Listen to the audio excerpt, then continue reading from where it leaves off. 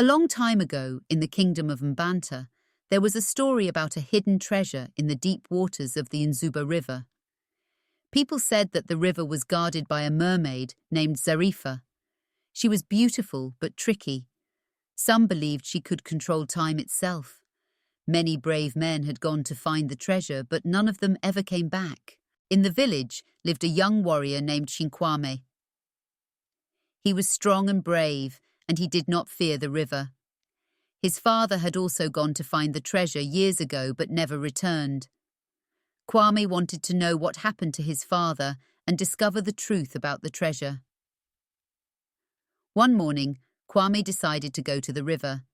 He ignored the warnings of the villagers and set off alone in his small boat. As he rowed deeper into the river, the fog became thick and the air grew very quiet.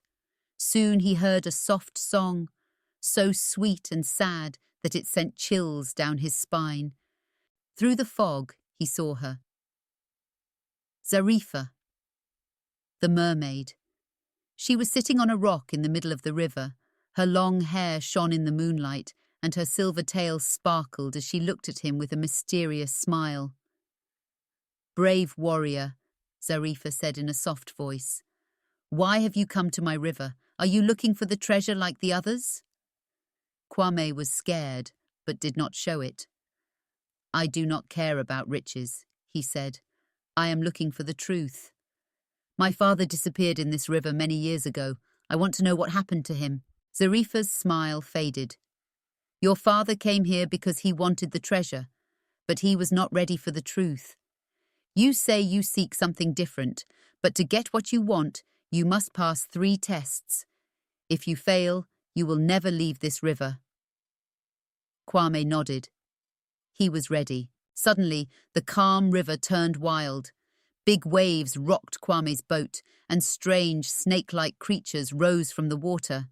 They had sharp teeth and glowing red eyes, and they attacked Kwame's boat. But Kwame was strong. He grabbed his spear and fought off the creatures one by one until the river became calm again. Zarifa appeared once more, this time with a hint of respect in her eyes. "You have passed the first test," she said, "but now comes the second." The boat moved forward on its own, taking Kwame to a large waterfall. Behind the waterfall was a glowing cave where the treasure was hidden. But before Kwame could enter, Zarifa asked him, "Tell me, what is more valuable than gold, stronger than any weapon, but cannot be seen?" Kwame thought hard.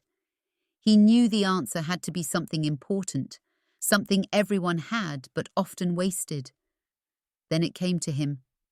"Time," he answered. "Time is the most valuable treasure because once it is gone, you can never get it back."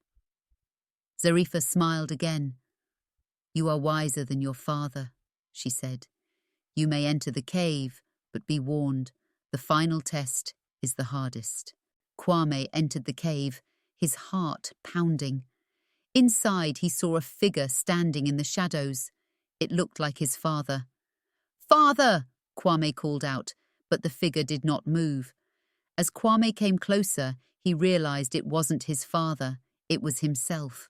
The cave was showing him his biggest fear, that he would become like his father, lost forever in search of something he could never find. Kwame closed his eyes and whispered, "I am not my father. I seek the truth, not riches." When he opened his eyes, the figure disappeared, and the cave vanished. Kwame found himself back by the river, with the morning sun shining above him. In his hand, he held a small, glowing orb, the true treasure of the river, the power of time. Zarifa appeared one last time. "You have passed all the tests," she said. "You are not like the others. You have found the greatest treasure, the wisdom to use your time well."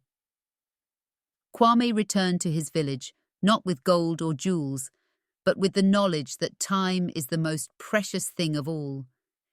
He had learned the truth about his father, and from that day on, he lived his life wisely, never wasting a single moment. And so, the story of Kwame and the river's secret spread through the village, teaching everyone that the greatest treasure is not wealth, but time and wisdom.